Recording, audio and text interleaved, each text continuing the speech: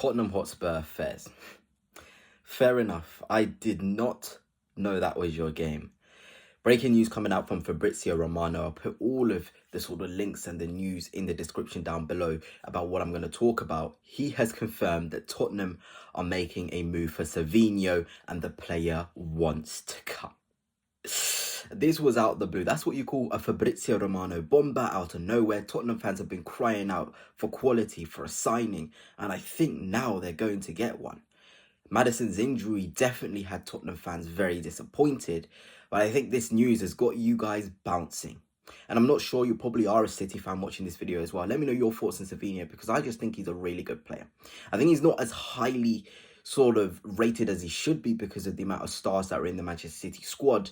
But if he was able to go to a place like Tottenham to express himself, because I genuinely believe he's better centrally. He's a really good creator. He's a good carrier as well. But I think where he best operates is in that 10 area. And I think at Tottenham Hotspur, where they currently don't have somebody there, he can do it. Imagine him rotating with Kudus as well.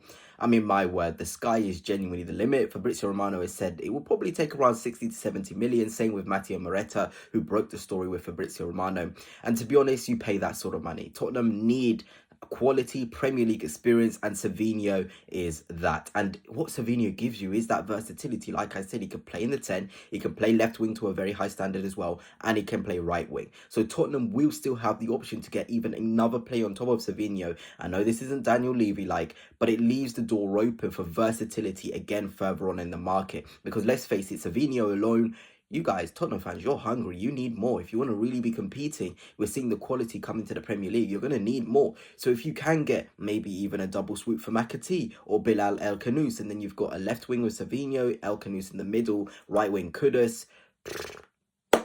You know, I'm already there thinking about how Tottenham could line up, but in isolation, Savinho's top. I was looking at his underlying stats and underlying metrics. This guy was up there with top sort of statistics for expected assists per 90 in the Premier League. And basically what that means is he was expected to be third out of every single Premier League player in terms of creating opportunities. And I know Tottenham fans have been crying out for more creativity. You're pretty happy with your defensive structure, although you lost 4-0 to Bayern.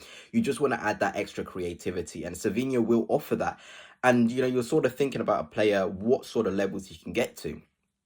This guy can certainly become one of the best wingers in the Premier League, for sure, right wingers anyway, or even one of the best players alone in a system like Frank's, which will allow him to be as free as possible. And I think it's absolutely massive that Savinho has already agreed that he wants to come to Tottenham, because this window we've seen some crazy stuff, especially if you're a Newcastle fan. We've seen you guys agree deals with the player and the player just decides last minute no. But I don't think there's going to be any competition here. I don't think anybody else necessarily needs a winger. Maybe Chelsea, but they're going for Garnacho. Manchester United would never be able to get him from City. Arsenal have already got Madueke. Liverpool, that's not going to happen. They're going for Isak or Barcola. So genuinely, Tottenham Hotspur, this will be a top acquisition. Genuinely, what Frank could do with him, he just needs to feel love. I feel like at Manchester City, it's very hard for a player to feel love because there's just so many players in there. You're thinking about Savinho. How would he genuinely fit in at Man City? You've got Oscar Bob on the right. You've got Cherky who can play there. You've got Foden who can play there. You've got Doku. You've got Marmoush. It's too many. And I see a lot of people saying City will go for Rodrigo. I don't think so. They've already got a big enough squad already as it is. They don't need to be going on and piling on another attacker to replace him, because they've got enough in there already. And like I said, Tottenham Hotspur, I think out of every Premier League top club, if you ask me, where should Savinho go to be the main man, to be able to express himself under a manager? It will be Tottenham for sure. And I think a lot of rival fans have seen this news come out and are kind of taken aback. I was taken aback as well. I was like, whew, Tottenham are moving a bit serious here. Very serious indeed. This is a techie guy. A guy who can create moments out of nothing. He can really go 1v1, create a decent amount of separation and whip the ball top corner. He's also pretty, poor 1v1. That's probably one of my biggest things with Savinho and what I've seen from City fans as well. 1v1, you cannot count on him to score the chance. He'll be great at creating the chance for someone else, but himself, 1v1, can he be a killer? Not yet. But look, he's still young. I think he's still only 26 years of age, which is young in football terms. he can still get better. He genuinely can still get better at finishing, learning the timing of the finish. We've already seen Thomas Frank with Mbeumo. That's a great blueprint for a player in terms of a winger, right-footed winger, really thriving with sort of Thomas Frank. I know you've got Kudus as well, but like I said earlier in the video, this is just two players who can rotate freely. You give the ball out wide, it can be Savinho receiving. Give it out wide, it can be Kudus receiving. Centrally, it could be Kudus, it could be Savinho. Then you think about the left wing as well. I can't completely ignore Odobert and Tell as well. It's really coming together in an attacking sense there. And I just think, is Solanke the guy? If you can sell Richarlison, Samu. Look, there is potential here for Tottenham Hotspur to turn this window around. I know there's a lot of frustration within your fan base, but me as an Arsenal fan, I'm as neutral as possible. I can recognise when a team is heading in the right way in terms of you get a deal and the momentum is with you.